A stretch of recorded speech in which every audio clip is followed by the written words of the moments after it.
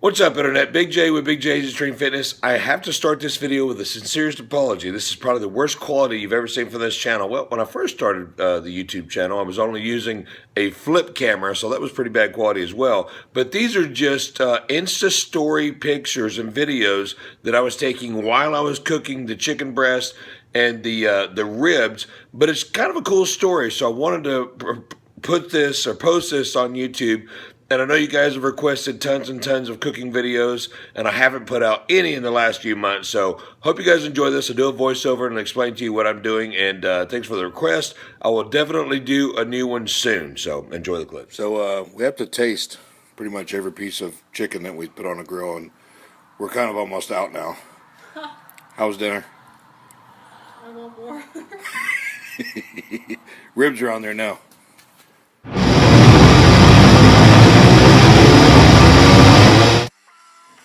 Let's get this party started. Big old giant rack of pork ribs there. Got the McCormick Grill Mates Montreal steak seasoning all over that rack of ribs. And I got a little bit of mustard and barbecue sauce lying back and forth there. Don't want to get it too wet, but definitely want to have it packed and powdered with a seasoning.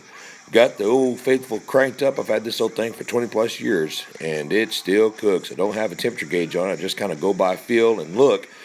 And look at that smokestack and the smoke billowing out of there. Went ahead and threw the ribs on there. Like I mentioned at the end of the video, it's a few pounds. I'm going to cook it for a few hours. Going to make sure that we don't burn either side, so we keep it way back off the fire and just absorb all that delicious smoke taste that you're going to be able to have later on when you eat tonight and the next day, maybe for another couple of days, depending on how long it lasts. Got the grill going. I got some chicken breasts that we're going to cook, and I usually use some of that old compressed charcoal. Sometimes I utilize the charcoal that's got the flavoring in it, and sometimes I'll cut up some wood and put it in there. If you'll notice, before you say anything, that fire is way too high to be cooking anything on it. I like to let it die down a little bit. But what I'm going to do here is grab it, sling it on the side there. I've got the lid ready to throw in there to die that fire down. And I like to tenderize it with the hammer there. Make sure you guys know that you are in charge of how tender and how good your food tastes. So make sure that you spread it out there evenly. Don't overcook it. Tenderize it really good, and it cooks all the way through a lot better, and it makes it a lot more tender and moist to eat at the end. And like I said, using that old Montreal steak seasoning, I'm in love with that taste right now. And I usually go through back and forth with the kicking chicken and the steak seasoning, sometimes salt and pepper, sometimes seasoned salt. So like I said, the fire is way too high, so we pull it all off to the side, put the lid on it, sit back, and let it taste good. Old me and my daughter hanging out there, rocking and rolling, got some good music going, having a good time on the back porch, and that's the best way to have fun. Now, I know the video is way too short for any kind of tips or hints on how to cook your pork ribs. Or something I wanted to tell you real quick. I usually go about an hour a pound on those, and I keep the temperature about 225 to 275 back and forth on there.